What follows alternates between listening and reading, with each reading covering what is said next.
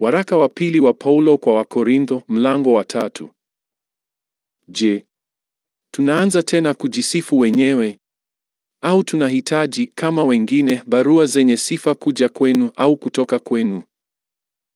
Ninyi ndini barua yetu iliyoandikwa mioyoni mwetu, inajulikana na kusomwa na watu wote.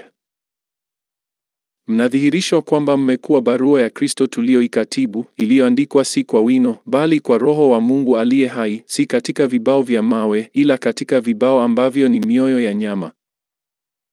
Na tumaini hilo tunalo mbele za Mungu kwa njia ya Kristo. Si kwamba twatosha sisi wenyewe kufikiri neno lolote kwamba ni letu wenyewe, bali utoshelevu wetu watoka kwa Mungu. Naye ndiye aliyetutosheleza kuwa wahudumu wa Agano Jipya, si wa andiko, bali wa Roho, kwa maana andiko huua, bali Roho huhuisha. Basi ikiwa huduma ya mauti iliyoandikwa na kuchorwa katika mawe ilikuja katika utukufu, hata Waisraeli hawakuweza kuukazia macho uso wa Musa kwa sababu ya utukufu wa uso wake, nao ni utukufu uliokuwa ukibatilika. Je, huduma ya Roho haitazidi kuwa katika utukufu? Kwa maana ikiwa huduma ya adhabu ina utukufu, siuze huduma ya haki ina utukufu unaozidi.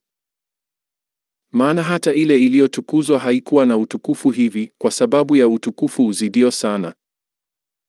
Kwa maana ikiwa ile inayobatilika ilikuwa na utukufu, zaidi sana ile ikaayo ina utukufu.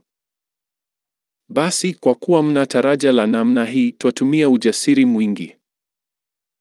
Na sisi kama Musa alivyotia utaji juu ya uso wake, ili kwamba Waisraeli wasitazame sana mwisho wa ile iliyokuwa ikibatilika, ila fikira zao zilitiwa uzito. Kwa maana hata leo hivi, wakati lisomwapo Agano la Kale, utaji huo wakaa, yaani haikufunuliwa kwamba huondolewa katika Kristo. Ila hata leo Torati ya Musa isomwapo, utaji huikalia mioyo yao. Lakini wakati wowote watakapomgeukia Bwana, ule utaji huondolewa. Basi ndiye Roho, walakini alipo Roho wa Bwana, hapo ndipo penye uhuru. Lakini sisi sote, kwa uso usiotiwa utaji, tukiurudisha utukufu wa Bwana kama vile katika kioo, tunabadilishwa tufanane na mfano huo, toka utukufu hata utukufu, kama vile kwa utukufu utokao kwa Bwana aliye Roho.